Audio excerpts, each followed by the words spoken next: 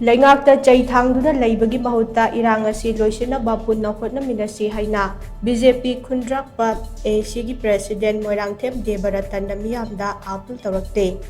Manipur Press Club ki Thangzing Hall da pangthokiba paugi mifam amada wafam ase phongdokladuna mahakna hai Mamang chahi ki May 3 dagi haurakhiba Irang Asi Leingak asina war on drugs lauthokiba mitop khandoknaba NRC chanahanaba honaba border fencing na chingba tawnaba honarakhiba asidagi haurakhiba ni haibase lamdam asigi miyamna khange madu khangna kanagumba kharana social media amade atai platform kayada Leingak ki luchingba sing buhunduna ngangbugi thabak chatharakliba ase laibak thibane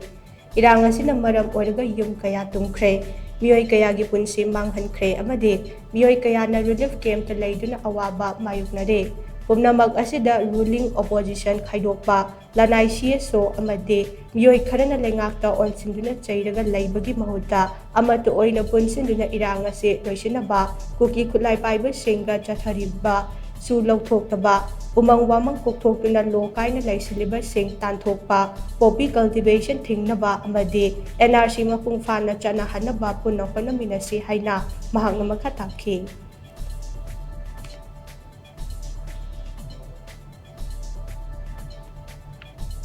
Manipur si kandabya de koi ngamkai kandabya de haiduna koi gi yamna ngasi podong thikam da lairi koi village volunteer force singna ahing din tum da bangai adu imai bel singna ahing yayak tana adigi tang tum tang manak tana awa thum da lairi una sum masing ase tung da thon da na wai koi kon hona bingam na amasangi na hajeningi adu maroina hoji hoji koi na lana si kamaina lepa ngada ke koi kamai tamdu lai tan hai ta kati maroina koi na mandal gi mage thamjaning basi Mapani Jangalaba Mithot Singasi NRC Toraga Koi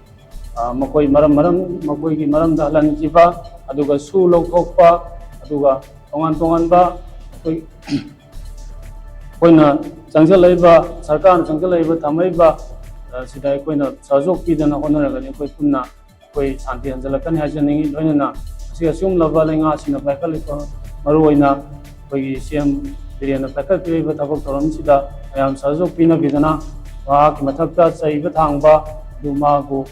thawai usitana Facebook ta kai da haina basi koi undopiraga masi amutang koi punna honaminadana koi santi oba lamdam haibu tu pada koi miyam punna koi saruk yaminnasi